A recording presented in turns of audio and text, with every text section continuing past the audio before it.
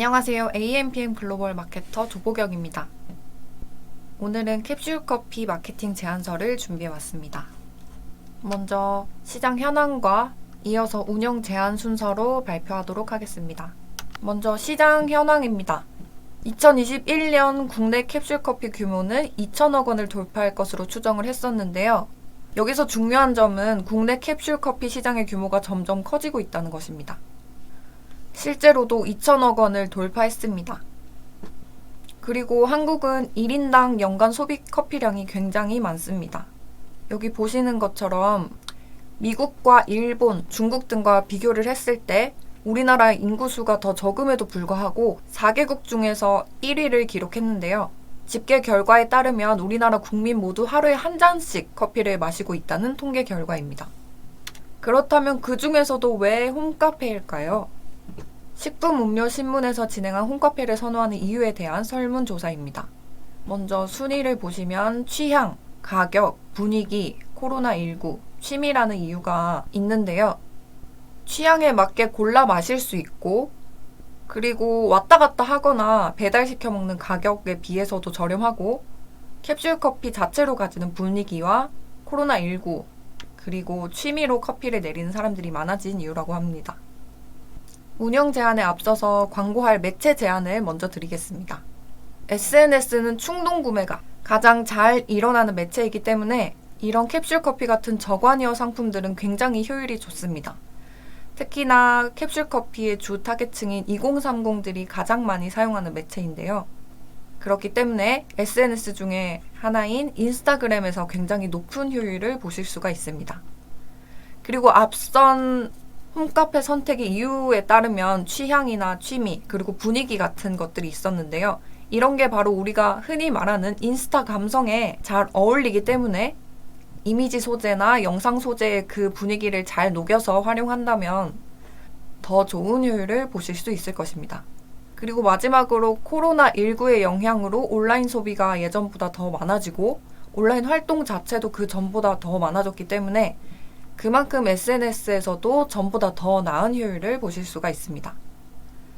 요즘은 거리두기가 거의 완화되었기 때문에 많이들 밖으로 나가고 계시지만 제 친구만 해도 매일 커피를 사서 마시는데 그거에 대한 비용이나 그리고 왔다 갔다 하는 피곤함 같은 이유 때문에 최근에 캡슐 커피를 새로 구매했다고 하더라고요.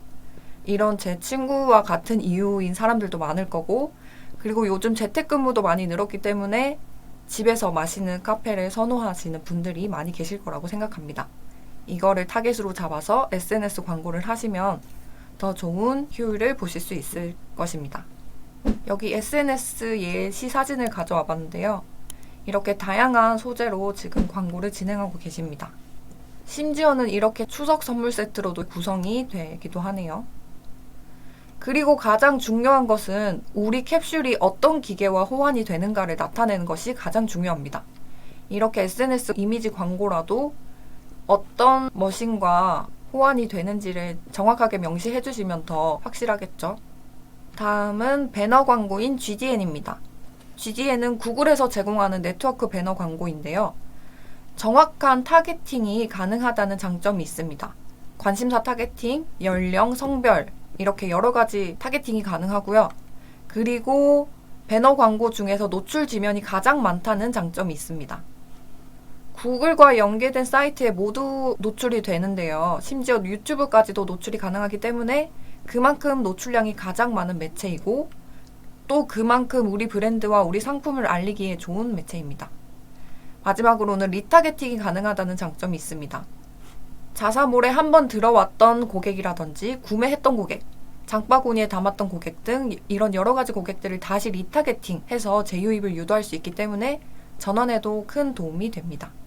배너 광고 역시 소재가 굉장히 중요한데요.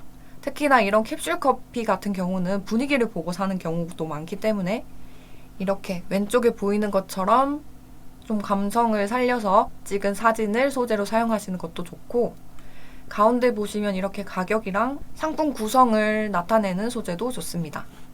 마지막은 검색 광고입니다. 검색 광고는 아무래도 소비자가 확실한 니즈를 가지고 검색을 하기 때문에 전환이 가장 잘 일어나는 매체인데요. 그리고 앞선 SNS와 DA 광고로 인해서 우리 브랜드를 인지한 고객은 브랜드명으로도 검색할 수가 있기 때문에 이거에 대한 준비를 미리 해두셔야 인지한 고객들이 검색했을 때 신뢰감도 심어주고 이탈률을 방지할 수가 있습니다. 쇼핑 검색 광고 예시입니다. 아까 SNS 소재 말씀드렸던 것처럼 여기 이렇게 상품명이나 이런 확장 소재에 어떤 기계와 호환이 되는지 정확히 명시해 주는 것이 광고비 누수 그리고 신뢰도 측면에서 좋겠죠. 그리고 우리 브랜드가 브랜딩이 잘 되어서 어느 정도 인지도가 늘었을 때는 이런 브랜드 검색 광고를 진행하시는 것도 좋습니다. 왜 우리가 네이버 검색창에 브랜드나 업체명을 검색했을 때 이렇게 검색창 바로 밑에 이런 광고들을 보신 적이 있으실 거예요. 이런 광고는 대략 4,000건에서 5,000건 정도 나오면 효율이 좋다고 보고 있습니다. 그리고 특히나 우리 업체를 검색한다는 것은 상품에 대한 확실한 니즈가 있는 것이기 때문에 클릭이 곧 전환이 되고 그 수치가 거의 비슷하다라고 봐주시면 될 것 같습니다. 광고는 판매를 위한 한 가지 수단에 불과합니다. 수단과 과정을 면밀히 분석함으로써 효율을 개선하는 게 마케터가 할 일이라고 생각합니다. 광고를 진행한다고 해서 끝이 아니라 광고가 진행된 후에도 데이터를 바탕으로 다음 전략을 세우고 효율을 개선하는 마케터 조보경이었습니다.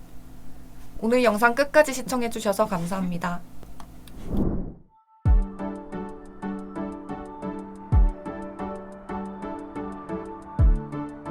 구독과 좋아요는 컨텐츠 제작에 힘이 됩니다.